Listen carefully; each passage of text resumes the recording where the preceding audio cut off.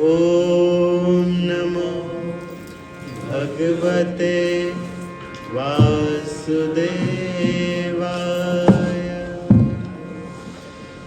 ॐ नमो भगवते वासुदेवाय।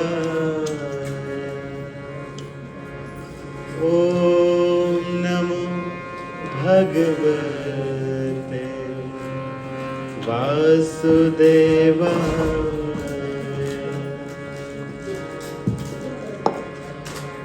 ॐ अज्ञानतिमिरान्धस्य ज्ञानाञ्जनशलाकया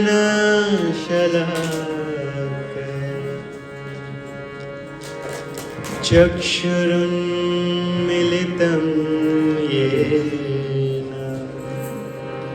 तस्मै श्री गुरुवे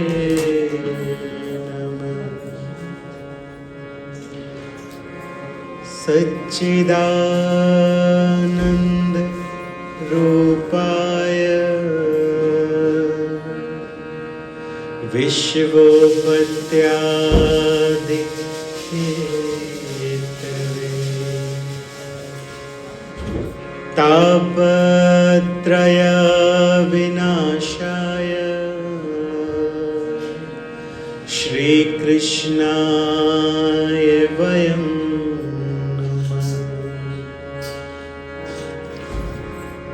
यं प्रव्रजन्तम्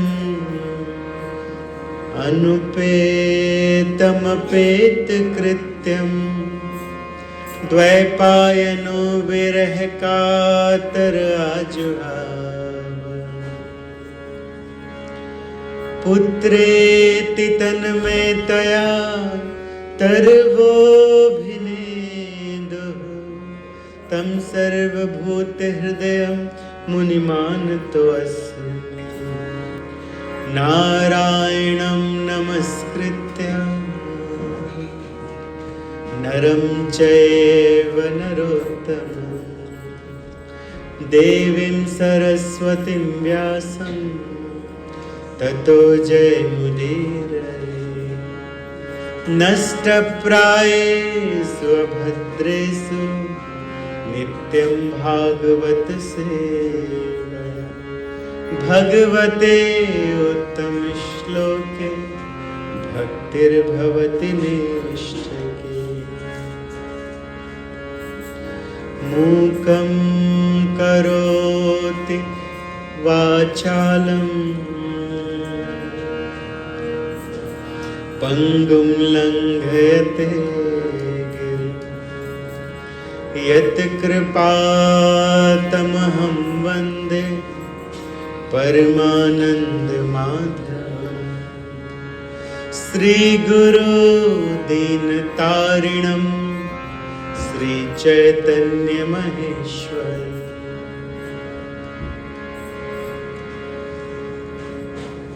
जय श्री कृष्ण चैतन्य प्रभु नित्यानंद श्री अद्वैत गदाधर श्रीवासादि गौर भक्तवृंद। हरे कृष्णा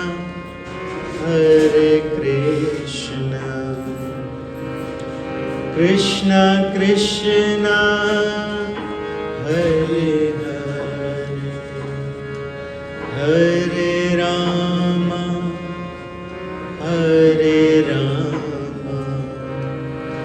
राम राम हरे हरे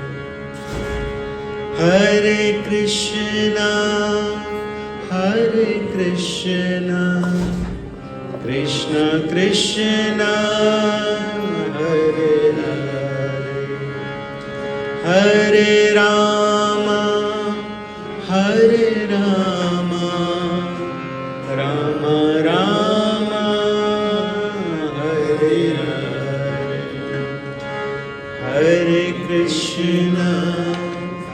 हरे कृष्णा कृष्णा कृष्णा हरे हरे।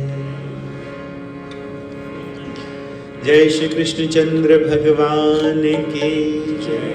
श्रीमद् भागवतम अमल पुराण की जय। उमापति महादेव की जय। श्री हनुमान जी महाराज की जय। श्री गजानन जी की जय। दुर्गे मैया की जय। आज पंचम दिन की कथा में आप सभी का स्वागत है।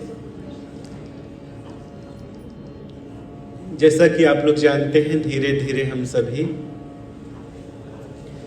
दसम स्कंद की ओर बढ़ चले हैं और आज की इस कथा सुनने के लिए स्वयं ब्रज से गिरिराज जी भी आए हैं। भक्तगण गिरिराज गिरिरानी जी को भोग लगा रहे हैं। ये वही गोवर्धन शिला हैं जिन्हें कृष्ण कन्हैया ने अपने उल्टे हाथ की छोटी सी उंगली में उठाया था। उसी गोवर्धन, विशाल गोवर्धन जी की शिला है। गोवर्धन शिला और राधा रानी जी की शिला।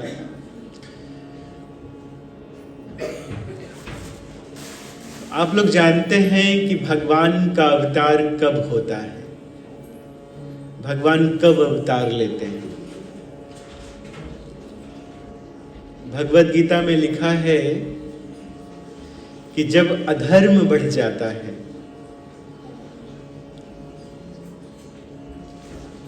भगवान अधर्म का नाश करने के लिए और धर्म की पुनः स्थापना करने के लिए भगवान अवतरित होते हैं। जब जब अधर्म बढ़ता है तब तब भगवान अवतार लेते हैं। हर युग में अवतार लेते हैं। और भगवान लेकर क्या करते हैं, अवतार लेकर क्या करते हैं?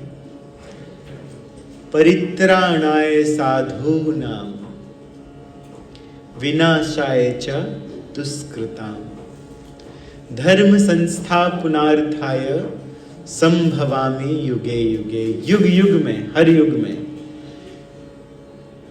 पहला कार्य तो करते हैं भगवान, भक्तों को आनंद देते हैं। असुरों का विनाश तो भगवान अपने धाम से भी कर सकते हैं। भगवान के पास सुदर्शन है ना, अपने धाम से सुदर्शन चला दे और खच खच खच खच खच खच करके सारे असुरों को भगवान काट सकते हैं। जरूरी नहीं है भगवान को इस पृथ्वी में आना, लेकिन भगवान इस पृथ्वी में क्यों आते हैं?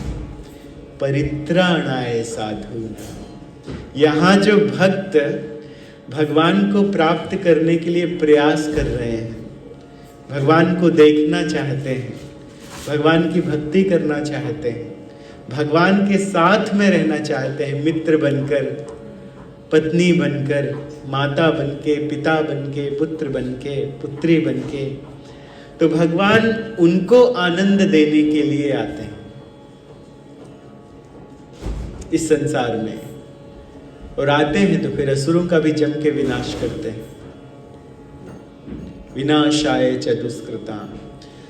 और धर्म का जो ह्रास हुआ है या ह्रास होता है युगों युगों में, भगवान पुनः धर्म संस्थापनार्थाय, धर्म की स्थापना करते हैं।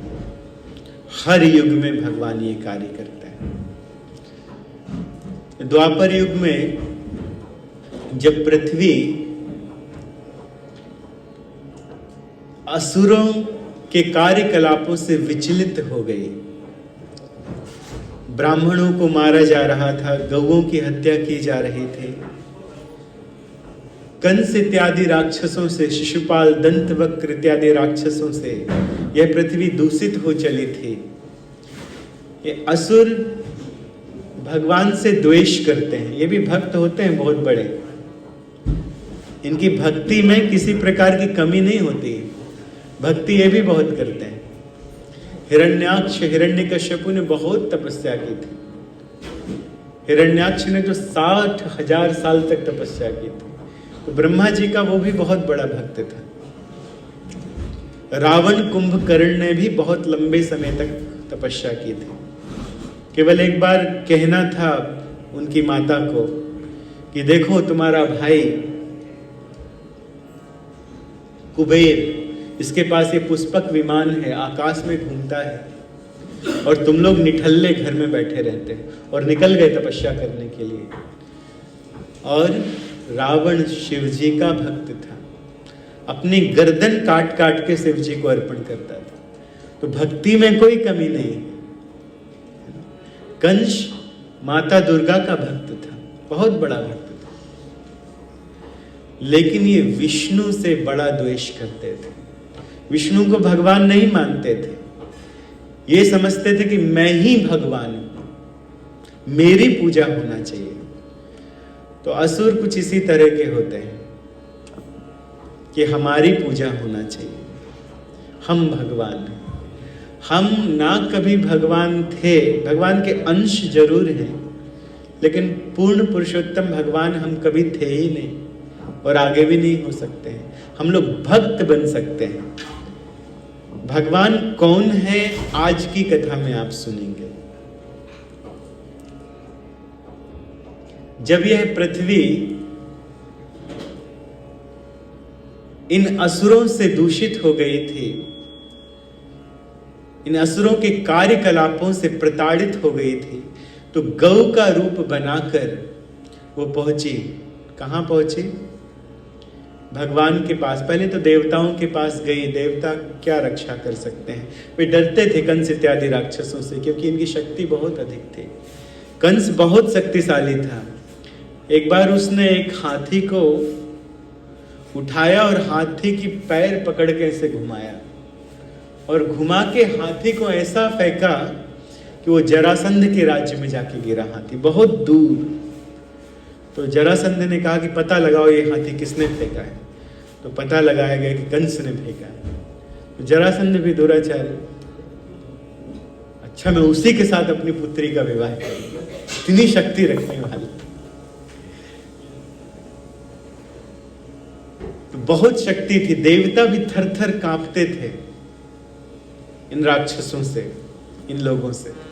तो देवता कहाँ रक्षा कर सकते हैं? ब्रह्मा जी के पास गए, शिव जी के पास गए, फिर सभी के साथ में क्षीर सागर में विष्णु के पास में गए कि हे भगवान कृपा कीजिए। तो भगवान ने कहा कि आप दुखी ना हो, अब हमारे अवतरण का समय आ गया है और आप सब भी ब्रज में अवतरित हो, अलग अलग रूपों में, यदुवंश में अवतरित हो। तो मैं यदुवंश में जन्म लूंगा। भगवान श्री रामचंद्र जी कौन से वंश में आए थे? सूर्य वंश में आए थे। और भगवान कृष्ण किस वंश में आए? सोम वंश में, चंद्र वंश में आए थे, चंद्रवंशी। वसुदेव जी वे भी अजात शत्रु हैं। वसुदेव जी कभी असत्य नहीं बोलते हैं और वसुदेव जी के पुत्र के रूप में भगवान अवतरित हुए। तो कुछ ऐसी लीला हुई कि कंस की बहन का नाम था देवकी, और कंस को पता चला कि वसुदेव जी ये बड़े विद्वान हैं, बड़े शक्तिशाली हैं, राजा हैं, कभी असत्य भाषण नहीं करते, मेरी बहन को खुश रखी। तो उनके साथ विवाह करवाने लगे। और विवाह के समय बहुत बहुत दहेज दिया गया। दहेज का अर्थ ये जो जबरदस्ती जो दौरी लिया जाता है ये नहीं है। दहेज का अर्थ है कि प्रेम से अपने उनके पास जो है वो भेंट दी जाती है। बाद में दहेज का परिवर्तित रूप संसार में आ गया जब मांगा जाने लगा। लेकिन जिसके पास जो कुछ है वो अपनी इच्छा अनुसार एक भेंट देता है अपनी पुत्री के साथ में कि पुत्री का विवाह हो रहा है। कोई भी संस्कार होता है तो लोग भेंट देते हैं, बच्चों का भी संस्कार होता है तो लोग भेंट देते हैं। तो कंस ने बहुत दहेज दिया और स्वयं सारथी बन गया कि मैं छोड़कर आऊंगा अपनी बहन को, ड्राइवर बन गया रथ का, क्योंकि अपनी बहन से बहुत प्रेम करता था। लेकिन देखिए असुरों का प्रेम कैसा होता है। तब तक आकाशवाणी हुई कि अरे मूर्ख कंस, तू जिस स्त्री का विवाह इतने धूमधाम से कर रहा है और स्वयं सारथी बना हुआ है, इसी की 8वीं संतान तेरा वध करेगी। कंस तुरंत बदल गया। ये असुरों का स्वभाव है कि तुरंत बदल जाते हैं। अभी तो बड़ा खुश था, रो रो के गले मिल के विदाई कर रहा था, तुरंत तलवार निकाल ली और बाल पकड़ लिए, देवकी का गला काटने के लिए तैयार हो गया। देखिए ये असुर है, उनके हृदय में प्रेम नहीं होता है। तब वसुदेव जी ने सोचा कि किसी भी तरह से मुझे अपनी पत्नी की रक्षा करना है।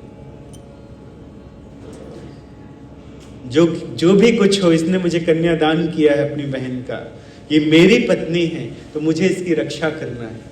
पत्नी की रक्षा करने के लिए यदि समुद्र में सेतु बना के भी जाना पड़े तो भी उसकी रक्षा करना चाहिए। हर व्यक्ति का कर्तव्य है कि अपनी पत्नी की हर तरह से देखभाल करे, रक्षा करे। तब वसुदेव जी ने बहुत ज्ञान दिया, लेकिन असुरों को ज्ञान कहाँ काम आता है। बहुत ज्ञान दिया लेकिन कोई ज्ञान नहीं आया, तो साम दाम दंड भेद की नीति अपनाई। फिर उन्होंने कहा, अंत में कहा कि देखो इससे तुम्हें कोई खतरा नहीं है, ये तो तुम्हारा वध नहीं करेगी ना, इसके पुत्र तुम्हें मारेंगे। तो जब इसके पुत्र होंगे तो मैं उन पुत्रों को स्वयं तुम्हारे पास लेकर आ जाऊंगा, तुम्हें दे दूंगा, फिर तुम्हें जो करना हो कर लेंगे। वसुदेव जी भी सोच रहे थे कि अभी पहले तो मुझे अपनी पत्नी को बचाना है ना, और यदि मेरे 8वें पुत्र के हाथ से इसकी मृत्यु लिखी है तो उसे तो भगवान बचा ही लेंगे। वसुदेव जी इस तरह से सोच रहे थे कि अभी मेरा कर्तव्य है कि देवकी की रक्षा करूं, तो अपने पुत्रों का दान भी कर दिया। और कंस जानता था कि ये कभी असत्य नहीं बोलते, वसुदेव जी हमेशा सत्य बोलते हैं, इसलिए कहता है ठीक है। तो पहले उनको कारावास में नहीं डाला था, पहले उनको कहाँ रख दिया था, राजमहल में रखा था, निगरानी में। तो जब प्रथम पुत्र हुआ तो वसुदेव जी लेकर आए किसी तरह से कंस के पास में, बहुत दुखी थे कि ये राक्षस है, ये वध कर देगा, इसका लेकर आए। तो कंस जब लेकर आए तो कंस बदल गया। कंस ने कहा कि नहीं नहीं, ये तो मेरा भांजा है और इससे मुझे कोई खतरा नहीं है, खतरा तो मुझे 8वीं संतान से है, उसको लेकर आना। तो वसुदेव जी लेकर तो जा रहे थे, लेकिन वसुदेव जी जानते थे कि असुरों का कोई भरोसा नहीं है, ये कभी भी बदल सकते हैं। लेकर चले गए, देवकी प्रसन्न हुई, लेकिन पीछे से फिर नारद जी आ गए। नारद जी ने सोचा कि यदि इस तरह से ये दया दिखाने लगेगा तो भगवान जल्दी अवतार नहीं लेंगे। तो भगवान आए थे, अपने साथ में एक कमल लेकर आए थे, कमल, और कमल की 8 पंखुड़ियां थी, 8 पंखुड़ियां, पेटल्स थी। तो कंस से कहते हैं कि देखो कंस, तुम यदि यहां से गिनते हो तो ये वाला 8 है, यहां से गिनते हो तो ये वाला 8 है, यहां से गिनते हो तो ये वाला 8, कोई भी 8वां हो सकता है। वो चाहते थे नारद जी कि इसके पापों का घड़ा जल्दी भरे और भगवान जल्दी आए ब्राह्मणों की रक्षा करने के लिए, गैयों की रक्षा करने के लिए, संसार का उद्धार करने के लिए। तो कंस बदल गया और उसके संगी साथी तो सारे बदमाश थे। हाँ हाँ हाँ, इसे मार देना चाहिए। तो तुरंत गया और जाके देवकी की गोद से बालक को खींच लिया और वहीं पत्थर में दे मारा और उसका वध कर दिया। और उसके बाद वसुदेव और देवकी को जेल में भी डाल दिया। एक एक पुत्र होते थे तो उनका वध कर देता था। बाद में 7वें पुत्र के रूप में बलराम जी गर्भ में आए और बलराम जी को भगवान की कृपा से गायब कर दिया गया। दुर्गा जो वास्तव में यशोदा के गर्भ में आई थी, योग माया है, तो भगवान ने उनसे कहा कि तुम्हें मेरी बहन बन के जन्म लेना है और देवकी के गर्भ में मेरे बड़े भाई हैं बलराम जी, तो उनको आकर्षित करके खींच कर रोहिणी के गर्भ में स्थापित कर दो। तो 7वें गर्भ का पता ही नहीं चला कि कहाँ गया, क्योंकि दुर्गा मैया ने देवकी के गर्भ से खींचकर वसुदेव जी की एक और पत्नी रोहिणी उनके गर्भ में ट्रांसफर कर दिया। बताइए ऐसी विधि कहाँ है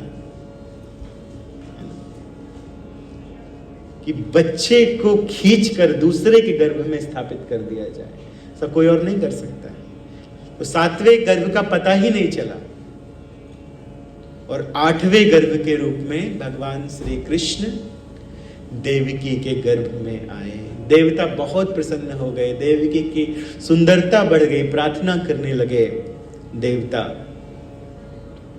और एक समय आया जब भगवान का जन्म हुआ, अभिजीत मुहूर्त में रात्रि के समय भगवान ने अवतरण लिया। तो इस कथा को बढ़िया से जन्माष्टमी के दिन सुनाया जाएगा, भगवान के जन्म की कथा को। आप लोग जानते हैं कि वसुदेव जी रात्रि के अंधकार में यमुना को पार करके ऊपर से शेषनाग जी थे और बालक को यशोदा के घर में ट्रांसफर कर दिया। तो भगवान यशोदा के भी पुत्र हैं और भगवान देवकी के भी पुत्र हैं। यशोदा नंदन कहा जाता है और देवकी नंदन भी कहा जाता है। तो ऐसा कोई दूसरा नहीं कर सकता, लेकिन भगवान एक साथ दो जगह जन्म लिए। देवकी के गर्भ से मथुरा में जन्म लिए, लेकिन ब्रज में यशोदा के गर्भ से ट्विंस का जन्म हुआ, एक तो कृष्ण और दूसरी दुर्गा। तो जब वसुदेव जी लेकर गए बालक को, कृष्ण कन्हैया लाल को, तो उनको वहां दूसरे कृष्ण रखे हुए दिखाई नहीं दिए, केवल एक पुत्री दिखाई दी। भगवान ने कहा था स्वयं कि वहां पर एक पुत्री है, पुत्री को ले आना। तो जब इस बालक को नीचे रखा तो उस कृष्ण में मिल गए, तो एक हो गए, दो कृष्ण एक हो गए। और बालिका को उठा के देखिए, वसुदेव जी निष्ठुर नहीं है, वे जानते थे कि कंस वध कर देगा, वे लेकर जाना नहीं चाहते थे, लेकिन भगवान का आदेश है कि बालिका को लेकर आना है। वो जानते थे कि भगवान बचा लेंगे, तो लेकर आए।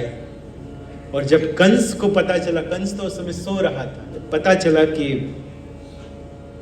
बालक ने जन्म लिया है, किस देवकी की 8वीं संतान ने जन्म लिया है, अभी बालक है कि बालिका पता नहीं था, तो वहीं से उसके बाल बिखरे हुए थे, अपनी तलवार लेकर आया तुरंत जेल में। और देवकी ने बहुत विनती की कि ये तो पुत्री है, इसे मत मारो, इसे छोड़ दो, ये पुत्री है, ये तुम्हारा वध नहीं करेगी, पुत्र वध करने वाला था, ये तो पुत्री है, कम से कम इसको छोड़ दो। लेकिन कंस इतना निष्ठुर था कि उसके पैर पकड़कर देवकी की गोद से खींच लिया और पत्थर में दे मारा। तब तक वो उसके हाथ से स्लिप कर गई और आकाश में चली गई। अष्टभुजाओं के रूप में दुर्गा देवी प्रकट हुई और कहते हैं कि तू मुझे क्या मारेगा, तुझे मारने वाला तो और कहीं जन्म ले चुका है। कंस अभी भी इस तरह से दुराचार करना छोड़ दे, त्याग दे। जिनको मारने चला था वो उसकी अधिष्ठात्री देवी निकली, दुर्गा जी। कंस अब क्षमा मांगने लगा कि अरे मुझसे क्या अपराध होने वाला था, मैं जिनका भक्त हूं उनको ही मारने चला था। तो क्षमा मांगने लगा देवकी से, वसुदेव जी से, और गीता का ज्ञान देने लगा कि व्यक्ति को दुख प्राप्त होते हैं तो उनके कर्मों के अनुसार प्राप्त होते हैं। मैं तुम्हारे दुख का कारण नहीं हूं, कहने का अर्थ ये है। तो इस तरह से वो भी गीता का ज्ञान देने लगा। तो लेकिन ऐसे असुरों के हृदय में ज्ञान नहीं होता है, केवल वाक्पटुता होती है। वाक से अच्छी अच्छी बातें कर लेते हैं, काम सब असुरों के ही होते हैं। और मुक्त कर दिया उनको, फिर से उनको राजमहल में भेज दिया, फिर बाद में जेल में ले आएगा। तो जब गया तो उसके जो सहचर थे कौन थे? जिसकी जैसी संगति है वो वैसा ही होता है ना? आदमी संगति से बदलता है। जब तक रावण के पास विभीषण जी थे तब तक कल्याण था। विभीषण जी निकले और बर्बाद हो गया। कंस किसकी संगति करता था? पूतना, तृणावर्त, अघासुर, बकासुर, सकटासुर, ऐसे बड़े बड़े लोगों की, राक्षसों के बीच में बैठता था। तो जब दूसरे दिन सभा लगी तो कंस ने कहा कि मुझसे बहुत बड़ा अपराध होने वाला था। देवकी का गर्भ कोई 8वां गर्भ कोई पुत्र नहीं, वो तो पुत्री निकली, मेरी अधिष्ठात्री देवी निकली। तब असुरों ने उसे ज्ञान दिया कि महाराज एक काम करते हैं कि 10 दिन के भीतर, 10 दिन का 1 महीने के भीतर जितने भी बालक बालिका पूरे क्षेत्र में जन्म लिए हैं सबका वध कर दे, सबका वध कर दे। आपको मारने वाला कहीं जन्म ले चुका है, ऐसा कहा ना देवी ने।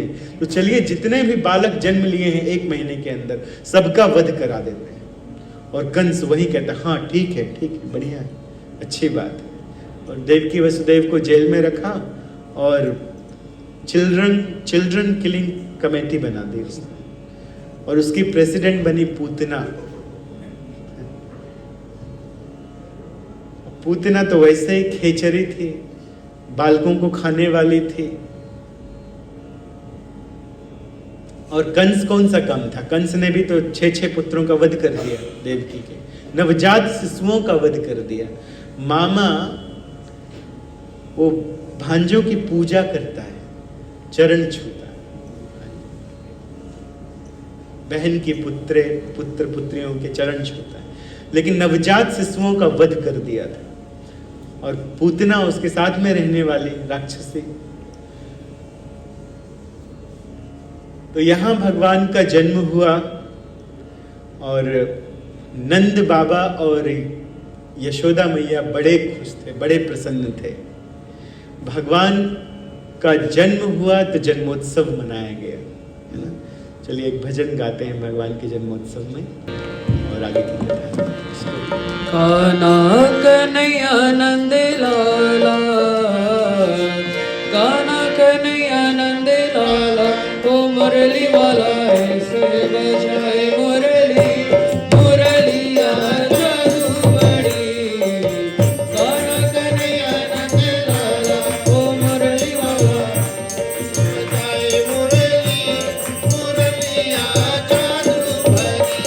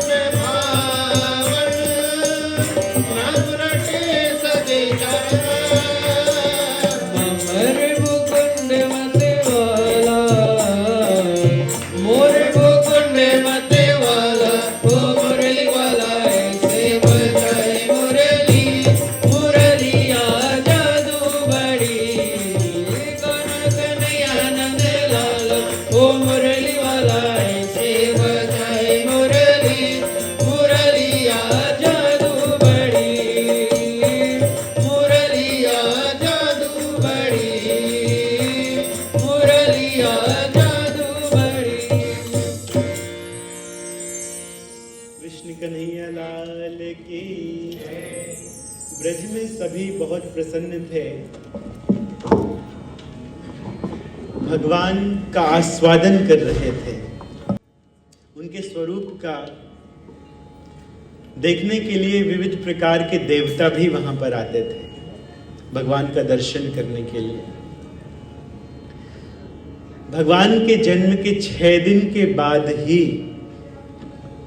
पूतना वो ब्रज में घूमती हुई गोकुल आ गई।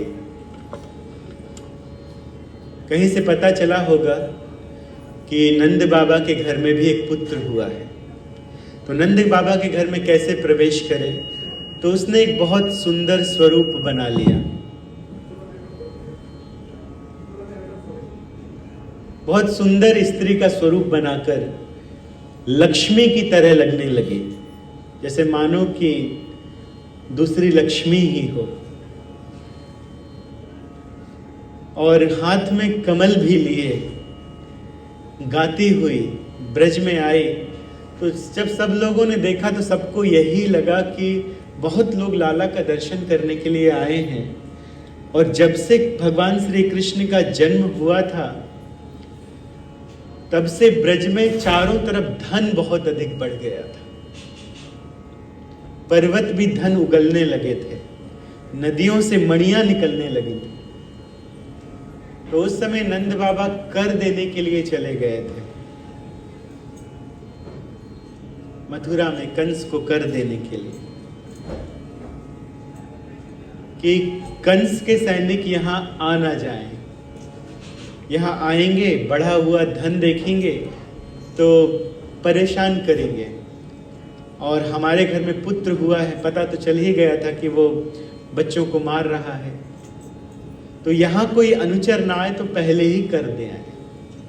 तो कर देने के लिए मथुरा गए थे, लेकिन यहाँ पूतना घूमती हुई चली आई और सीधे नंद बाबा के घर में प्रवेश कर गई। तो एक प्रश्न उठता है, क्या किसी ने रोका नहीं उसे?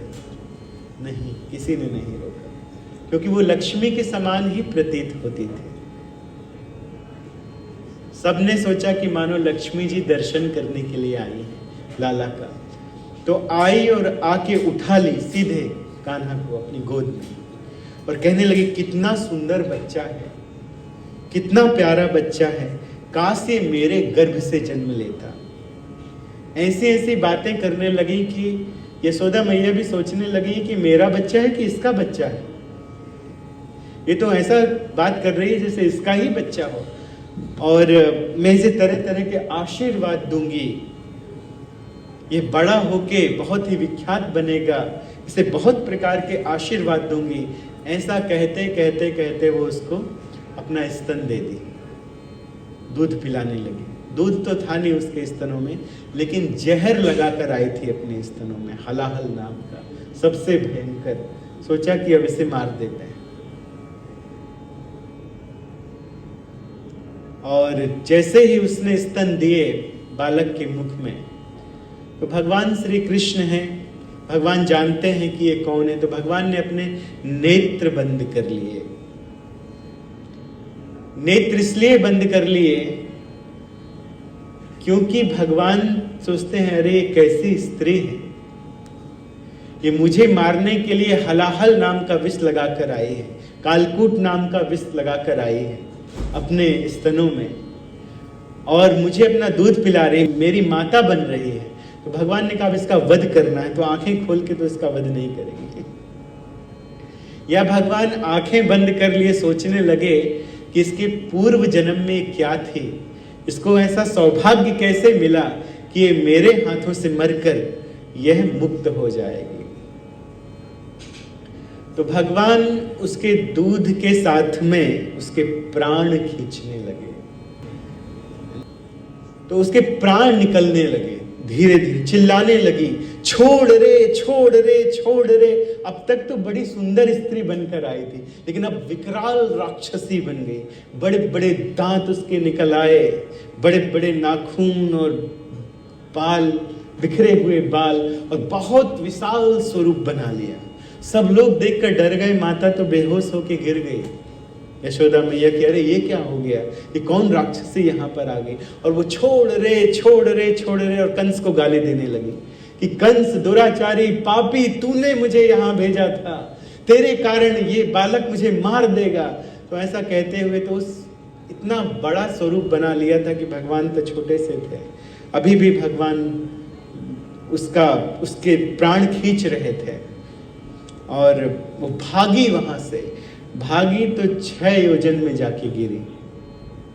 1 योजन में 4 कोस 8 माइल होते, 6 योजन में जाके गिरी और चिल्लाते उसके देह से उसके प्राण निकल गए।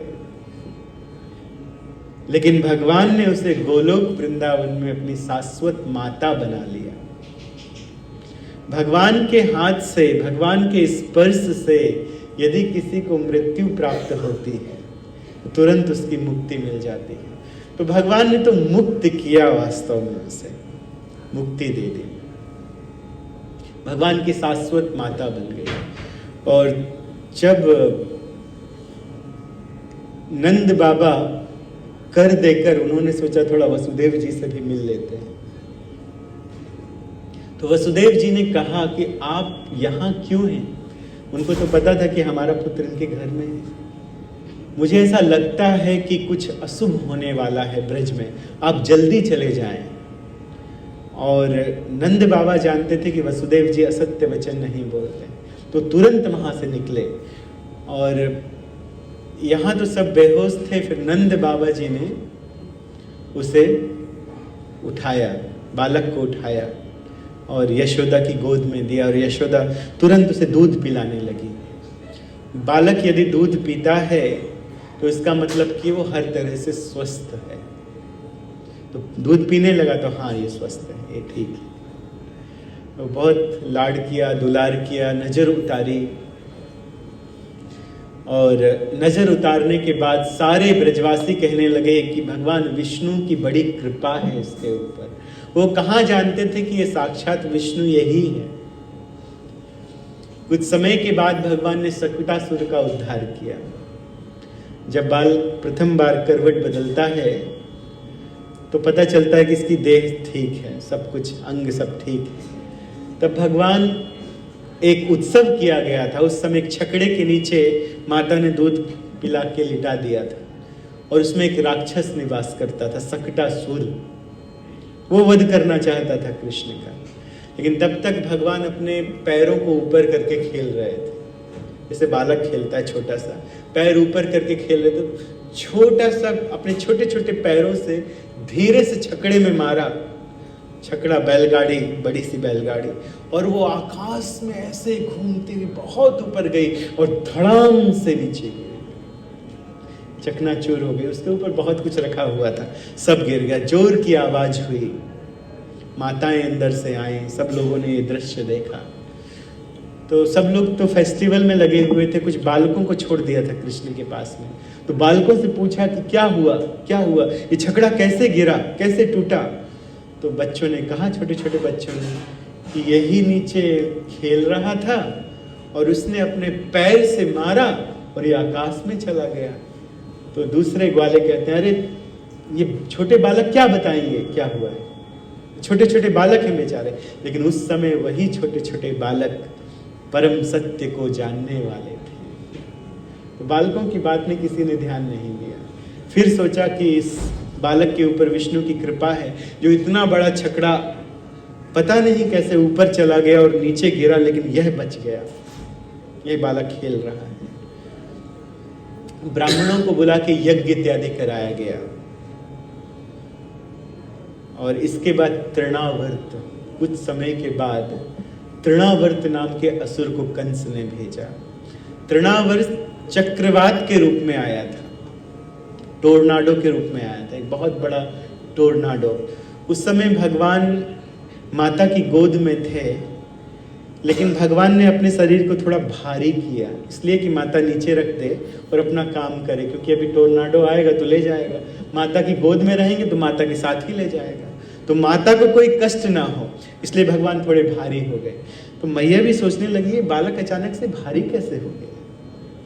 तो थोड़ी देर के लिए नीचे सुला दिया और सोचा कि मैं घर का काम कर लूँ।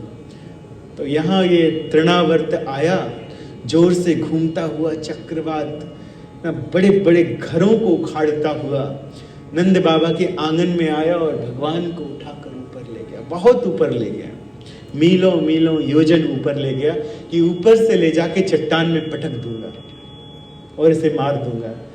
लेकिन ले तो गया, तब तक भगवान ने उसके ऊपर ही गर्दन पकड़ ली अपने को बचाने के लिए, कि मानो अपने को बचा रहे, गर्दन पकड़ ली और भगवान भारी होने लगे। भारी भी इतना हुए कि हिमालय जैसे भारी हो गए, जैसे हिमालय भारी। तो गया तो था बड़ी तेजी से ऊपर लेकर चक्रवात उसे तृणावर्त, लेकिन जब भारी हो गए तो सोचने लगा ये बच्चा भारी कैसे हो रहा है। तो जितनी तेजी से ऊपर गया था उतनी तेजी से नीचे आने लगा और भगवान उसका गला भी दबाने लगे। तो उसको ही लाकर एक चट्टान में गिराया भगवान ने और भगवान उसके ऊपर खेल रहे थे। तो तृणावर्त का वध किया, तृणावर्त का उद्धार किया। तो प्रतिदिन भगवान किसी न किसी असुर को मारते थे। कभी भगवान अघासुर को मारते थे, कभी भगवान बकासुर को मारते थे। कुछ के नाम दिए गए हैं, कुछ के नाम नहीं है, लेकिन प्रतिदिन मारा करते थे असुरों का। और मारे भी क्यों ना, भगवान का अवतार क्यों हुआ है? परित्राणाय साधूनाम विनाशाय च दुष्कृताम, दुष्टों के विनाश के लिए हुआ है। लेकिन भगवान किसी को मारने के लिए नहीं गए, वो स्वयं ही आते थे मरने के लिए, कि हम जाएंगे, भगवान कृष्ण को मारेंगे, कृष्ण को मारेंगे। और जैसे जैसे राक्षस मरते जाते थे, कंस को विश्वास होने लगा कि मुझे मारने वाला वही है। कंस को पता चल जाता था, दूत बताते थे कि आज पूतना को मार दिया, आज सकटासुर को मार दिया, आज तृणावर्त का वध हो गया, आज इसका वध हो गया, बकासुर का वध हो गया, अघासुर का वध हो गया। तो विश्वास बढ़ने लगा। और भगवान ने ब्रज में कभी किसी अस्त्र शस्त्र का सहारा भी नहीं लिया मारने की। कभी अपना सुदर्शन नहीं निकाला, कभी कौमुदकी नाम की गदा नहीं निकाली, कभी तलवार नहीं निकाली।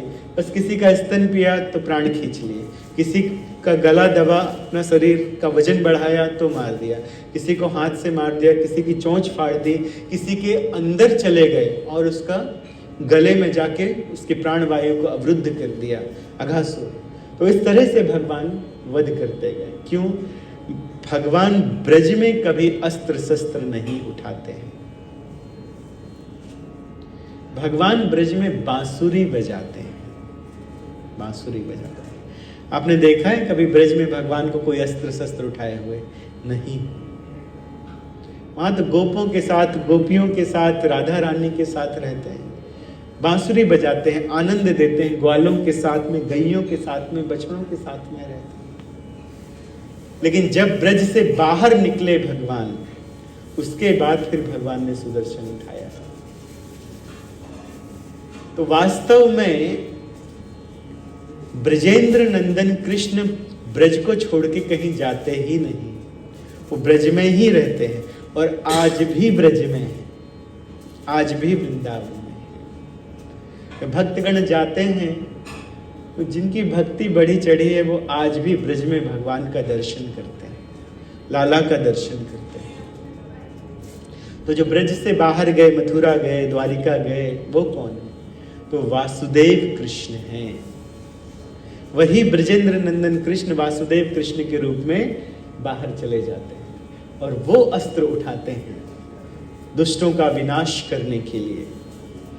जरासंध इत्यादि की सेना का बार बार अंत किया है, बार बार। और महाभारत के द्वारा 64 करोड़ लोगों को एक साथ, अधार्मिक लोगों को एक साथ खत्म करा दिया। ऐसा बड़ा युद्ध ना कभी हुआ है और ना कभी होगा। महाभारत, कितने लोग उसमें भाग लिए थे? 64 करोड़ लोग। और 64 करोड़ लोगों में केवल 11 लोग बचे थे बस, बाकी सब समाप्त हो गए, स्वाहा हो गए उस युद्ध में। सबसे बड़ा युद्ध था जिसमें सारे अधार्मिक लोगों को एक जगह इकट्ठा करके और उनको समाप्त कर दिया गया था। तो इस प्रकार भगवान ब्रज में लीला कर रहे थे। ब्रज में भगवान जैसे जैसे थोड़ा बड़े हुए तो भगवान आनंद देने लगे। जैसे आपने सुना कि भगवान के अवतार का मुख्य कारण था परित्राणाय साधूनाम। जब भगवान श्री रामचंद्र जी दंडकारण्य की तरफ चले थे तो बीच में बहुत सारे गांव आते थे। तो उन गांव की स्त्रियां रामचंद्र जी का दर्शन करती हैं और रामचंद्र जी कितने सुंदर हैं, श्री रामचंद्र जी कितने सौम्य हैं, उनका दर्शन करके सोचती हैं कि काश ऐसे मेरे पति होते, काश ऐसे मेरे पति होते। सीता तो बड़ी भाग्यवान है, इतने सुंदर इतने अच्छे पति मिले, काश ऐसे मेरे पति होते। तो जैसे हमने पहले भी बताया है कि भगवान के मंदिर में जाकर भगवान की प्रतिमा के सामने यदि हम अपने मन में कोई इच्छा लाते हैं तो वो भी पूरी हो जाती है। तो वहां तो साक्षात भगवान थे। तो भगवान तथास्तु तथास्तु तथास्तु तथास्तु कहते जाते थे। लोग प्रश्न करते हैं कि भगवान ने इतने विवाह क्यों किए, 16,108 विवाह क्यों किए, या इतनी सारी गोपियों के साथ भगवान ने रासलीला रचाई, वो कौन?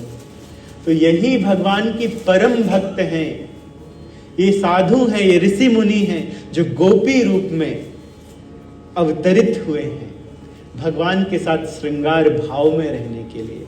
लेकिन वो भगवान है, वो कुछ भी कर सकते हैं, परम स्वतंत्र हैं, परम सुराट।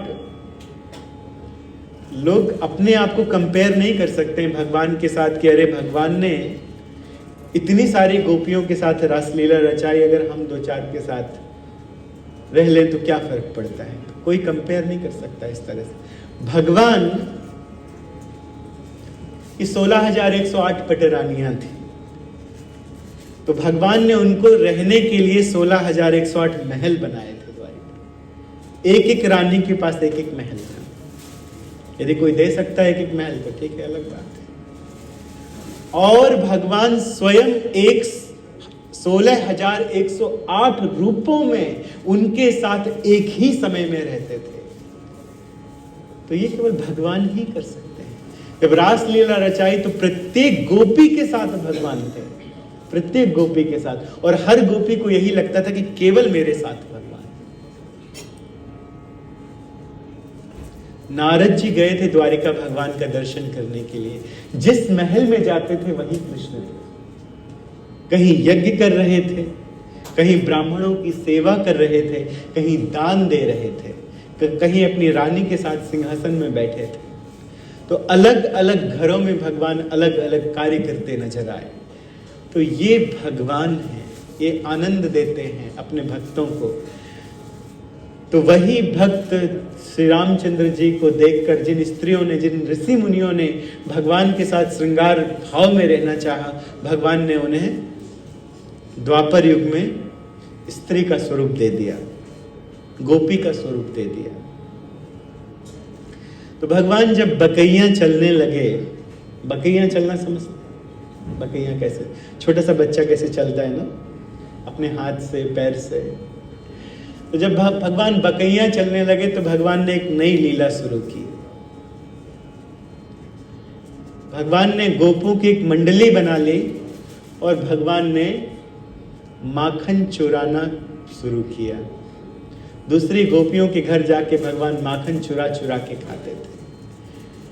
देखिए, अगर हम लोग चोरी करेंगे तो क्या होगा, जेल में डाल दिया जाएगा। चोर को अच्छा नहीं माना जाता ना, पता चल जाए कि कोई चोर है, कोई मंदिर में चोरी करता है तो भक्त लोग आने नहीं देंगे अंदर। लेकिन भगवान ने चोरी की तो भगवान का एक नाम प्रसिद्ध हो गया। क्या नाम हुआ? माखन चोर। यदि कोई युद्ध में हार जाए, युद्ध छोड़ के भाग जाए तो लोग बोलेंगे कायर है। भगवान भी युद्ध छोड़ के भागे थे तो भगवान का एक नाम प्रसिद्ध हुआ था। क्या था? राय रण छोड़, रण छोड़ के भागे थे। वो भी एक लीला थी। डाकोर में कौन छे? राय रण छोड़ छे, ऐसा कहा जाता है। तो भगवान कुछ भी करें वैसे ही उनका नाम हो जाता है। गोपियों के साथ रहे तो गोपीनाथ, माखन चोरी करें तो माखन चोर। भगवान का नाम कृष्ण है जो गर्गाचार्य जी ने दिया है। वसुदेव जी ने भेजा था कि जाके हमारे बच्चों का नामकरण संस्कार कराइए ब्रज में जाके, क्योंकि हम क्षत्रिय हैं, क्षत्रियों की विधि से। तो गर्गाचार्य जी जैसे बड़े महर्षि ने भगवान का नामकरण संस्कार किया था। कृष्ण का अर्थ क्या होता है बता रहे थे, छुपा के किया था गौशाला में कि किसी को पता न चले। अगर पता चलेगा कि गर्गाचार्य जी ने नामकरण संस्कार किया है तब तो कंस को कंफर्म हो जाएगा कि ये वसुदेव का पुत्र है। तो छुपा के किया था, केवल वहां पर नंद बाबा थे। कृष्ण का अर्थ क्या होता है?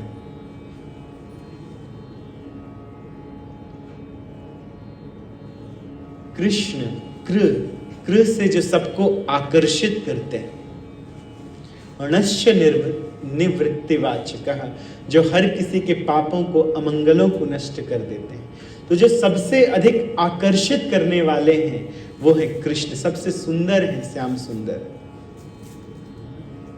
बलराम जिनमें बल भी है और जो आनंद के आगार हैं, जो फैमिली को जोड़ के रखने वाले हैं, वो है बलराम। बलराम जी युद्ध नहीं करना चाहते थे, वो हमेशा मित्रता करना चाहते थे। तो महाभारत का युद्ध हुआ तो बलराम जी भाग नहीं लिए, वो तीर्थ यात्रा में चले गए कि हम युद्ध नहीं करेंगे। शक्ति बहुत है, बल बहुत है। तो इस तरह से भगवान श्री कृष्ण और बलराम ये नाम गर्गाचार्य जी द्वारा प्रदान किए गए हैं। गर्गाचार्य जी ने ये नाम दिया हुआ है। और भगवान लीला करते हैं, जैसे जैसे लीला करते जाते हैं वैसे वैसे उनके नाम होते जाते हैं। तो एक भगवान की एक लीला है जो कहना अनिवार्य है, गोवर्धन लीला के पहले, माखन चोरी की लीला, कि भगवान माखन चुरा के खाते हैं। प्रत्येक गोपी जब अपने घर में माखन बनाती है ना, तो माखन बनाते समय वो यही सोचती है कि आज इतना अच्छा माखन बनाऊंगी, इतना अच्छा माखन बनाऊंगी कि कृष्ण स्वयं आएंगे खाने के लिए। और भगवान उनकी इच्छा पूरी करने के लिए जाते हैं, चुराते हैं। तो जब चोरी करते हैं भगवान, तब खूब भगवान को देखती हैं, पकड़ भी लेती हैं। तब तक भगवान अचानक से गायब भी हो जाते हैं उनके हाथ से। और जब भगवान गायब हो जाते हैं तो फिर भगवान को देखे बिना रहा नहीं जाता है। लेकिन यशोदा मैया के घर कैसे जाएं, तो कंप्लेंट लेके आती हैं, बहाना। कृष्ण को देखना है लेकिन जाएं कैसे, तो कंप्लेंट लेके आती हैं कि मैया देखो, ये तुम्हारा कन्हैया हमें बड़ा परेशान करता है। अच्छा, इसने क्या किया? ये तो घर में बेचारा पड़ा रहता है, यहाँ पे ये माखन चोरी करके खाता है। तो मैया हंसने लगी, अरे क्यों झूठ बोलती हो, हमारे घर में माखन की कोई कमी है? हमारे घर में 30 लाख गौएं हैं, 3 मिलियन काउज हैं हमारे घर में, और सबसे अच्छी इसमें से पद्मगंधा नाम की गाय का हम दूध मंगाते हैं और उसको बहुत औटा के उसको हम मथते हैं, दही बनाते हैं और उसका माखन खिलाते हैं, पद्मगंधा गाय का, अपने लाला को। खा के सो जाता है यहाँ प्रेम से, और तुम कहती हो कि तुम्हारे घर में माखन चुराने आता है। मैया आता है, आता है। अच्छा नहीं, पकड़ के लेके आओ तब हम विश्वास करेंगे। इसीलिए गोपियां पकड़ने की कोशिश करती हैं। तो एक दिन तो एक गोपी ने पकड़ भी लिया, क्योंकि ये केवल माखन खाएं तो खिला दें, अकेले जाएं कितना माखन खाएगा, थोड़ा सा माखन जाए। लेकिन इनका 20, 25, 30, 50 गोपों का पूरा मंडल है, पूरा ग्रुप है। 50 गोप किसी के घर में पहुंच जाएं और एक के ऊपर एक, एक के ऊपर एक, गोपियां ऊपर माखन लटकाती थी ऊपर, कि जहां तक लाला पहुंच ना पाए। छोटे छोटे बच्चे वहां, तो एक के ऊपर एक चढ़ के माखन निकाल लेते हैं। और माखन निकालने के पहले भी एक डंडी से छेद करके देखते हैं कि कौन सा माखन ताजा है। तो सब तोड़ देते हैं मटकी, ऐसे करके देखते हैं कि कौन सा ताजा है। जो ताजा माखन है वही मटकी निकालते हैं और पहले तो खूब खाते हैं। कृष्ण खुद खिलाते हैं सबको, खुद भी खाते हैं, सबको खिलाते हैं। और जब इनका पेट भर जाता है तब ये बंदरों को खिलाना शुरू करते हैं, फेंक फेंक के। तो घर भी गंदा करते हैं, बंदरों को खिलाते हैं। आप लोग तो जानते हैं ब्रज में कितने बंदर हैं। ये वही बंदर हैं जिन्होंने भगवान श्री रामचंद्र जी की सहायता की थी सेतु बनाने में, रावण से युद्ध करने में अब भगवान ऋण चुका रहे हैं। कृष्ण बन के अपने हाथों से उन्हें माखन खिलाते हैं। तो ये हमारा घर गंदा कर देता है। अरे मैया ने कहा हमें विश्वास नहीं है, अच्छा पकड़ के लाएंगे। तो एक गोपी ने एक दिन प्लान बनाया, बहुत अच्छा माखन बनाया, ऊपर लटका दिया कि आज कृष्ण आएंगे तो पकड़ लेंगे। कृष्ण आए भी और माखन खाया भी और गोपी ने पकड़ भी लिया और पकड़ के लेके गई।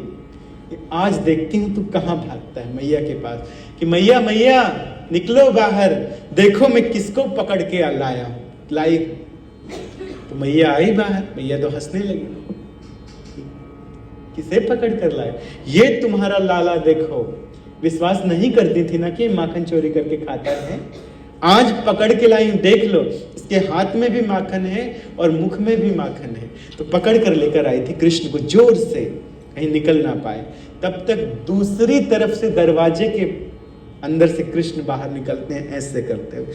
मैया कौन शोर कर रहा है, कौन आया है, कौन आवाज कर रहा है? और माता के पीछे आके खड़े हो गए ऐसे। तो गोपी कहती करी मैं यहाँ पकड़ के लाई हूँ और ये अंदर से कहाँ निकल रहा है? तो देखते हैं ऐसा करके तो उसी का बच्चा है। तो कृष्ण अब उसका बच्चा बन जाते हैं और वो बेचारी सोचती मैंने तो कृष्ण को पकड़ा था, ये तू कहां से आ गया, तू कहां से आ गया? मैंने तो कृष्ण को पकड़ा था। नहीं नहीं मैया तुमने मुझे ही पकड़ा था। कृष्ण उसका बच्चा बन जाता है। और जब वो बेचारी सोचते सोचते रास्ते से जाती है तो एक बाउंड्री बॉल के ऊपर बैठे रहते हैं और वहां से कहते हैं कि देखो इस बार तो मैं तुम्हारा बच्चा बना हूं, अगली बार मुझे पकड़ने की कोशिश की ना तो तुम्हारा पति बन जाऊंगा। तो बेचारी वो डर जाती है कि अब कैसे इसको पकड़े, कैसे इसको लेकर जाएं, क्या करें क्या ना करें। लेकिन गोपियां जाती हैं देखने के लिए लाला को, मन भर के देखा नहीं है घर में, तो जाके कंप्लेंट लेके जाते हैं कि देखने। तो इस तरह से भगवान ब्रज में लीला करते हैं। एक दिन तो अपने ही घर में मटकी फोड़ दी भगवान ने।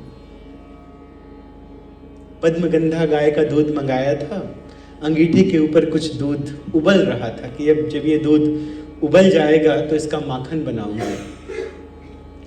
तो दूध, देखिए वृंदावन में ये बातें हमारी भौतिक इंद्रियों से नहीं समझ में आएंगी ना। अपनी भौतिक इंद्रियों से, मटेरियल सेंसेस से अगर हम समझने की कोशिश करेंगे तो बियॉन्ड परसेप्शन है, नहीं समझ सकते। तो इसे कथा के रूप में ही समझिए, सत्य मानिए, ये सत्य है। वृंदावन में कोई भी चीज निर्जीव नहीं है।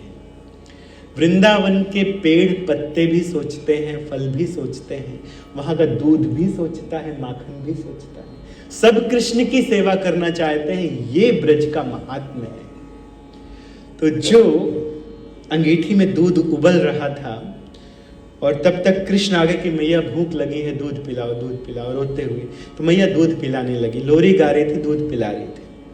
तो उस दूध ने, जो अंगीठी के ऊपर रखा था, उस दूध ने सोचा कि अरे अरे अरे अरे अरे ये क्या हो रहा है? कृष्ण मैया का ही सारा दूध पी जाएंगे, इनका पेट भर जाएगा तो मेरा जीवन तो व्यर्थ हो गया, मुझे कौन पिएगा? मैं भी कृष्ण की सेवा करना चाहता हूं। तो उस दूध ने सोचा कि कृष्ण के सामने ही आत्महत्या कर लेता हूं।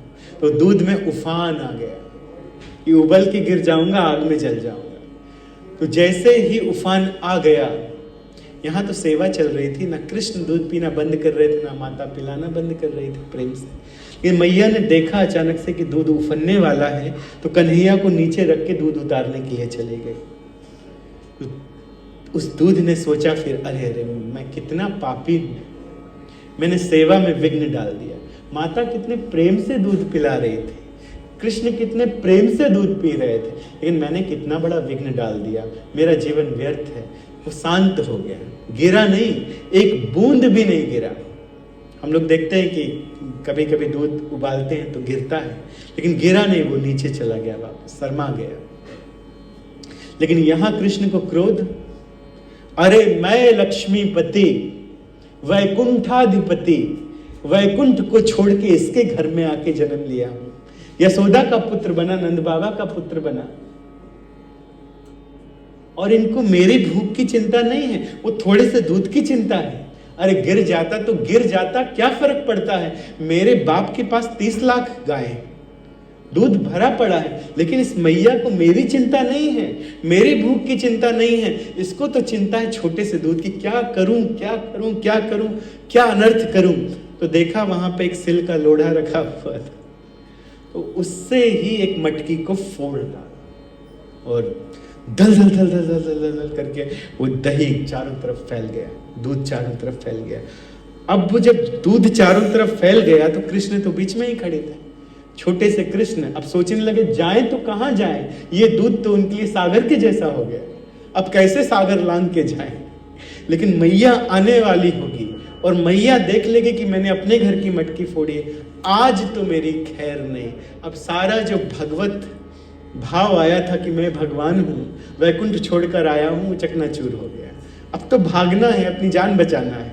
तो छप छप छप छप छप छप करके भागे, तो पैरों के निशान तो बन गए थे। वो तो सोचे कि हम छुप गए हैं जाके, तो अंदर के रूम में जाके छुप के बैठे थे और पुराना बासा माखन खा रहे थे कि अगर माँ ने देख भी लिया तो सोचेगी कि हाँ बहुत भूखा था, तो मुझे डांटेगी कि भूख के कारण इसने मटकी तोड़ी है। तो मैया ने देखा कि अरे इसने मटकी तोड़ दी, तो मैया को तो हंसी आई कि देखो छोटे से बालक में इतना क्रोध कैसे आया। लेकिन सबक सिखाना पड़ेगा, ये दूसरों के घर में भी मटकी फोड़ता होगा, आज तो मैंने अपने नेत्रों से देख लिया। तो एक लाठी उठाई मैया ने और पैरों का अनुसरण करते हुए नंदबा अपने लाला के पास पहुंची, नंद लाला के पास में पहुंची। और वो तो बैठ के माखन खा रहे थे, बासा माखन, और बंदरों को भी खिला रहे थे। रो रहे थे लेकिन बंदरों को भी खिला रहे थे।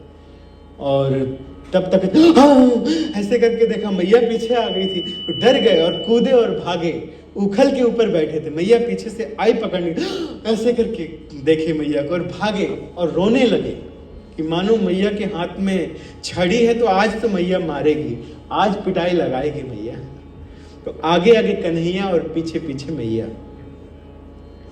मैया को लगता था अब पकड़ लूंगी, लेकिन तब तक और तेज निकल जाते थे, अब पकड़ लूंगी। तो पूरे ब्रज में घुमा दिया कृष्ण ने, लेकिन पकड़ में नहीं आया। जैसे किसी बड़े से ट्रक को कोई लैम्बोर्गिनी ओवरटेक करके निकल जाती है ना, वैसे बार बार ओवरटेक करके निकल जाते थे मैया को, पकड़ में नहीं आते थे।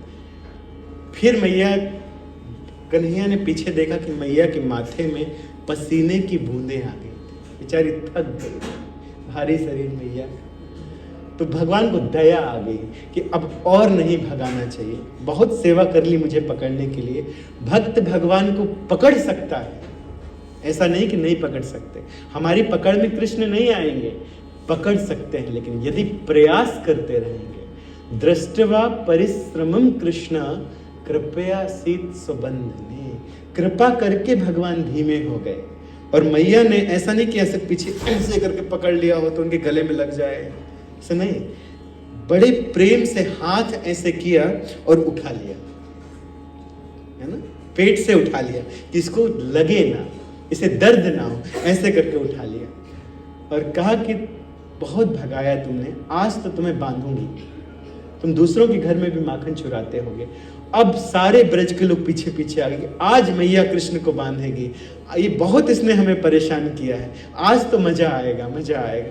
और कृष्ण को बांधने का मैया ने प्रयत्न किया। तो जब बांधते हैं तो रस्सी से बांधती है तो रस्सी 2 इंच छोटी पड़ जाती है। मैया के घर की सारी रस्सी खत्म हो गई, बांधते बांधते हर रस्सी 2 इंच छोटी पड़ जाती है। कुछ गोपियां कहती हैं अरे छोड़ दो, रहने दो, जाने दो, इसके भाग्य में बंधन लिखा, चुप रहो, जाओ अपने घर से जाके रस्सी लेकर आओ, तुम ही लोग कंप्लेंट लेकर आती थी ना, अब जब मैं बांध रही हूँ, दंड दे रही हूँ तो रोक रही हो, जाओ अपने घर से जाके रस्सी लेकर आओ। बेचारी रानी है ब्रज की, बात मानना पड़ेगी, अपने घर से रस्सी लेकर आती है, लेकिन वो रस्सी भी 2 इंच छोटी। तो एक तो भगा भगा के थकाया, अब बंधवा बंधवा के थका रहे हैं। फिर भगवान ने देखा कि थक गई है, बंध जाना चाहिए, अब ज़्यादा परिश्रम ना करवाओ। तो मैया ने अपना रिबिन निकाला, फीता निकाला और बड़ी आसानी से बांध दिया, कृष्ण बंध गए। और आंखें ऐसे मींच रहे थे, मैया छोड़ दो, मैया छोड़ दो, आज के बाद कभी चोरी नहीं करूंगा, आज के बाद कभी इस तरह से मटकी नहीं तोड़ दूंगा, मुझे इस तरह से मत बांधो, मुझे अपने सखाओं के साथ खेलने जाना है। दूसरी सखियां भी कहती थी कि खोल दो मैया, कितनी दूर जाओ, आज नहीं खोलेंगे।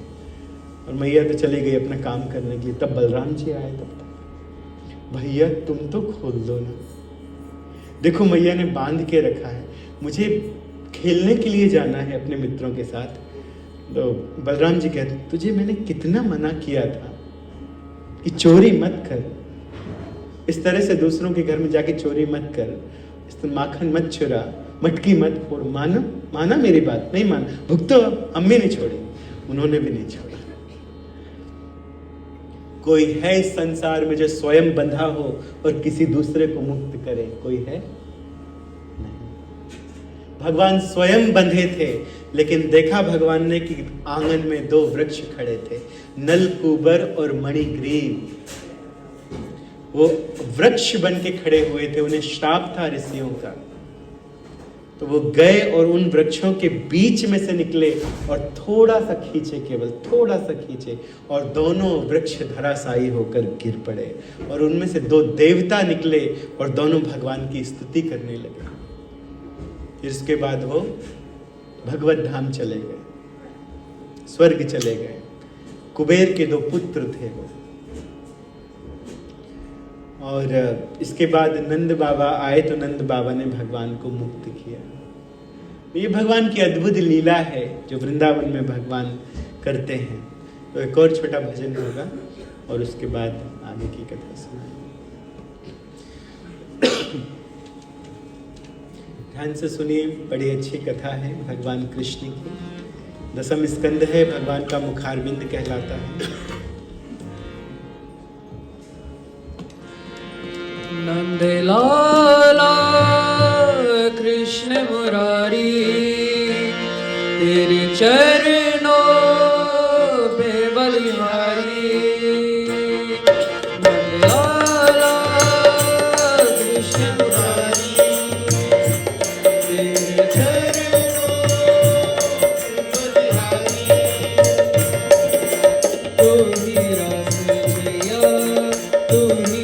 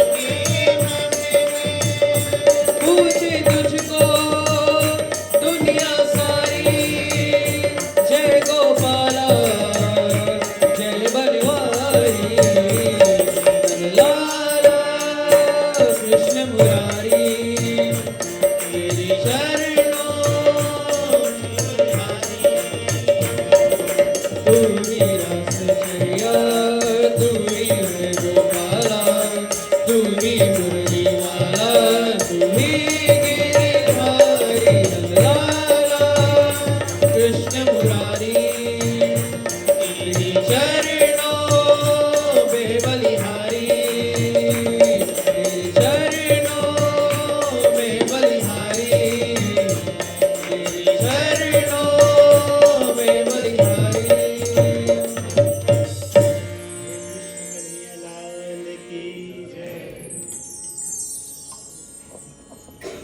इस कथा को, जिस कथा को आपके समक्ष प्रस्तुत किया है, इस कथा को 7 दिनों में कहा जाता है, लेकिन हमने बहुत कम समय में आपको बता दिया भगवान की माखन चोरी की लीला। इसे अच्छे से बताने के लिए कम से कम हमें 2 घंटे का समय लगता है बढ़िया से बताने के, केवल माखन चोरी की लीला को।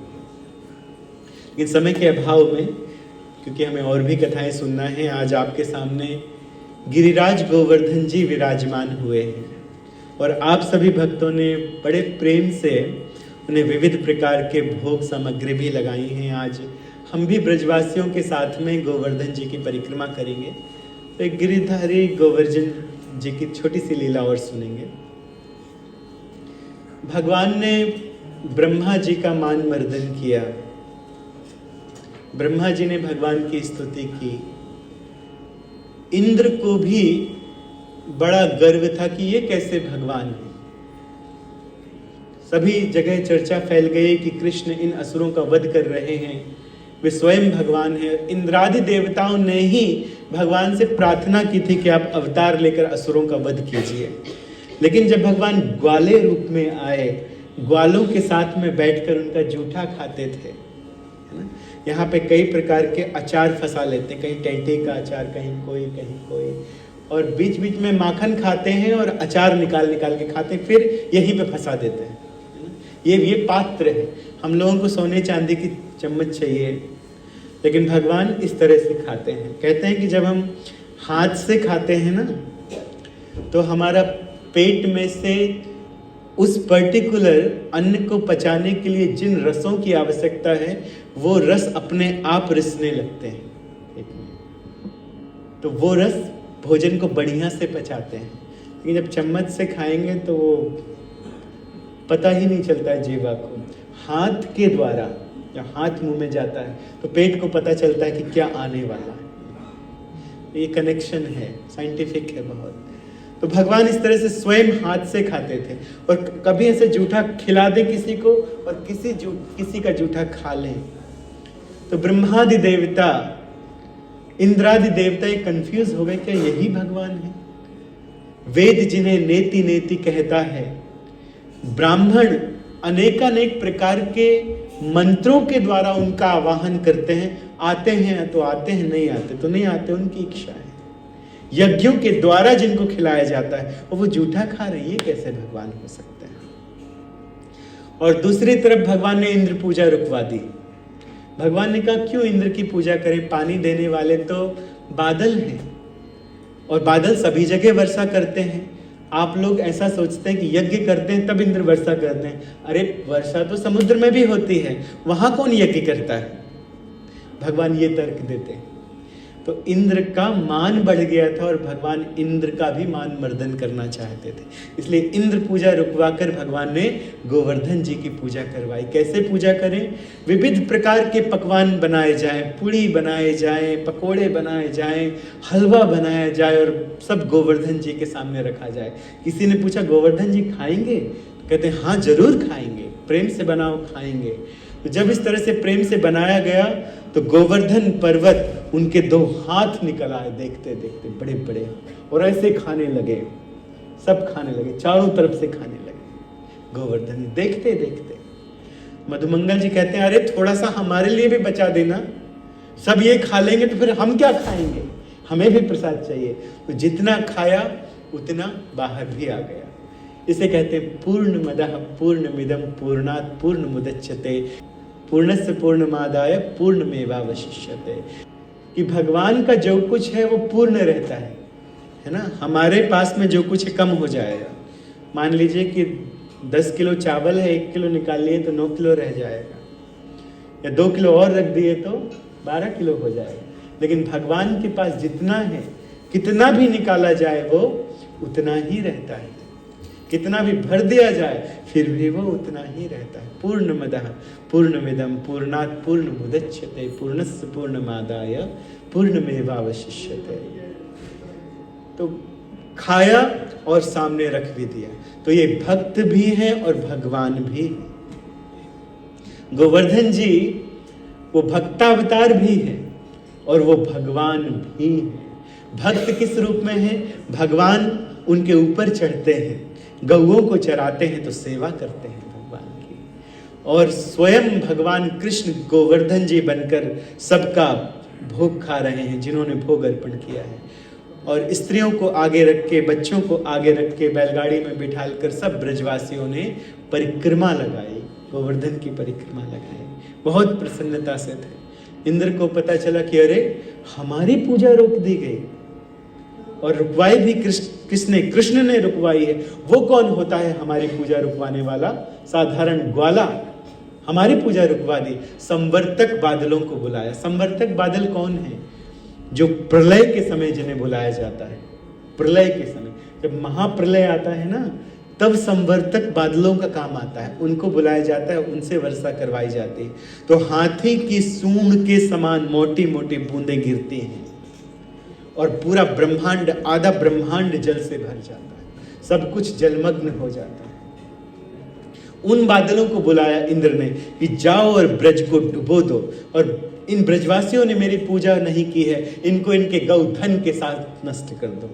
देखिए, हर बार पूजा करते थे तो ठीक है, एक बार पूजा नहीं की तो पूरे ब्रज को नष्ट कर दो। इंद्र जाना चाहते हैं स्वर्ग में? ऐसे इंद्र के पास आप जो सबको नष्ट करना चाहता है। अरे भगवान के पास जाने की जिज्ञासा कीजिए। जाना है तो वैकुंठ जाना है, कृष्ण के पास जाना है जो परम सुंदर है, परम कृपालु है, परम दयालु है। वो इंद्र भैया जो ब्रजवासियों को ही नष्ट करना चाहते थे, गौएं कितनी प्रिय हैं भगवान की, उन गौओं को नष्ट करना चाहते थे। गौ धन के साथ नष्ट कर दो, ब्रज को डुबा दो। संवर्तक बादल ने वही किया जैसी राजा की आज्ञा थी, इंद्र की आज्ञा थी। बहुत वर्षा की भगवान दौड़े, और भगवान ने दौड़कर अपने उल्टा हाथ हम लोग का तो थोड़ा कमजोर होता है, उल्टा हाथ, सीधा हाथ में थोड़ी ज्यादा ताकत होती है, उल्टा हाथ कमजोर होता है। और वो भी छोटी सी उंगली, ये तो और कमजोर है। छोटी सी उंगली से क्या होता है? उसके भी नाखून की टिप में भगवान ने ऐसा नहीं जैसे हाथ से हनुमान जी की तरह उठाया था, नाखून की टिप के ऊपर भगवान ने क्या उठा लिया? गोवर्धन। उठाया तो उठाया, 7 दिन और 7 रातों तक उठाए रहे लीला के द्वारा। कौन ऐसा कर सकता है? यहां भगवान ने बता दिया कि मैं भगवान हूं, मेरे पास सबसे अधिक बल है ना। आपको यदि ये भी दे दें थोड़ा कि ऐसे उठा के रखिए, अब कितनी देर उठाएंगे? 15 मिनट में ही थक जाएंगे, और आधे घंटे में बोलेंगे ये तपस्या हमसे नहीं होगी महाराज, हम चले, प्रसाद कहाँ है बताओ, है ना, भूख लगाई। लेकिन भगवान 7 रातों 7 दिनों तक ऐसे करके उठाए रहे। एक और कारण था भगवान का गोवर्धन उठाने का। दिन में भगवान गोपों के साथ चले जाते थे तो मैया दुखी हो जाती थी, भगवान कृष्ण का दर्शन नहीं होता है। और रात्रि में भगवान घर चले जाते थे तो गोप दुखी हो जाते थे, गोपियां दुखी हो जाती थी कि कृष्ण का दर्शन नहीं होता है। हमें तो कृष्ण को सतत देखना है, निरंतर देखना है, बिना पलक झपकाए भगवान को देखना है। तो भगवान ने सौभाग्य दिया गोवर्धन उठा के, सबको बुला लिया, पूरे ब्रजवासियों की कि आ जाओ, सब सुरक्षित हो इसके नीचे। तो सब एक टक भगवान को देख रहे थे, सारे के सारे ब्रजवासी। गोप भी थे, गोपियां भी थी, माता भी थे, पिता भी थे, गायें भी थी। गाय भी भगवान को देखना चाहती है ना, तो गाय भी केवल दिन में देख सकती हैं, क्योंकि भगवान दिन में बछड़ों को लेकर जाते हैं, संध्या के समय तो उनको भी अपनी अपनी गौशाला में जाना पड़ता है। तो सारा गौधन भगवान को देख रहा है, सब भगवान को, और लीला चलती थी, लीला चल रही। मधुमंगल कहते हैं कि भगवान आप थक गए होगे आप, थोड़ी देर के लिए से हम पकड़ लेते हैं, आप विश्राम कर लो। तो अपनी अपनी लाठी उठा के इसे लगा दिए गोवर्धन, सब ने अपनी अपनी लाठी लगा ली। अब ग्वाल बाल है ना, लाठी रखते हैं अपने पास, तो ऐसे ऐसे अपनी लाठी लगा दी। तो भगवान ने थोड़ी सी अपनी उंगली को नीचे किया तो गोवर्धन नीचे आने लगा। सब डर गए, अरे अरे अरे, तुम ही पकड़े रहो, तुम ही पकड़े रहो। ठीक है ना। परम शक्तिशाली भगवान है और भगवान ने इस लीला के द्वारा ये प्रदर्शित किया। भगवान 7 दिन 7 रातों तक उठाए रहे और लीला करते रहे, सब भगवान का दर्शन करते रहे। 7 दिन के बाद संवर्तक बादल थक गए। इंद्र के अनुचर आए कि आपने जो बरसाया है ना पानी, कुछ नहीं हुआ उससे, ब्रज का एक बाल भी बांका नहीं हुआ, सब सुरक्षित है। इंद्र को लगा कि लगता है दाल में कुछ काला है, मुझसे गलती हो गई, लगता है वो प्रभु और मैं हूं सेवक और सेवक ने गलती कर दी। जब भगवान ने गोवर्धन उठाया था और संवर्तक बादल की बूंदें आ रही थी, ये तो पहाड़ को नष्ट कर देते, गोवर्धन को काट देते, नष्ट कर देते। उस समय शिवजी भी आ गए थे सहायता करने के लिए और शिवजी ने अपने त्रिशूल को चक्र की तरह ऊपर घुमाया था। गोवर्धन पर्वत के ऊपर शिवजी चक्र घुमा रहे थे। तब से शिवजी का एक नाम प्रसिद्ध हुआ, चक्रेश्वर महादेव। और गोवर्धन में शिवजी चक्रेश्वर महादेव के रूप में बैठे हुए, नंदगांव में नंदेश्वर महादेव के रूप में बैठे हुए, वृंदावन में गोपेश्वर महादेव जी के रूप में बैठे हुए। पहले जाके परमिशन लेना पड़ती है गोपेश्वर महादेव जी से कि आए हैं भगवान के धाम का दर्शन करने के लिए, हे शिव जी हमें आज्ञा दीजिए, आशीर्वाद दीजिए। शिव जी के आशीर्वाद से धन्य होते हैं लोग और जाके ब्रज का दर्शन करते हैं। तो वहीं गोवर्धन में शिव जी चक्रेश्वर महादेव के रूप में बैठे हुए, उन्होंने जो चक्र चलाया था ऊपर। इंद्र को रियलाइज हुआ बहुत बड़ी गलती हो गई हमसे। इंद्र आए गोविंद सरोवर के निकट में भगवान से क्षमा मांगने के लिए। दूर ही एक हथिया गांव है, वहां अपने ऐरावत को खड़ा किया और सुरभि के साथ में आए थे कि सुरभि बचा लेगी। सुरभि के साथ में आए, सुरभि गाय। वहां एक सुरभि कुंड भी है, ऐरावत कुंड है, सुरभि कुंड है। तो भगवान बैठे थे, इंद्र ने प्रार्थना की, भगवान ने इंद्र की तरफ देखा, ठीक है, कहा ठीक है। ब्रज को नष्ट करना चाहा था इंद्र और गौधन को नष्ट करना चाहा था। भगवान बहुत खुश नहीं थे। इंद्र ने माफी मांगी कि हमसे गलती हुई, हमें क्षमा कर दीजिए। सुरभि गाय को लेकर आए थे तो भगवान ने क्षमा कर दिया, क्योंकि भगवान गाय की बड़ी वंदना करते हैं।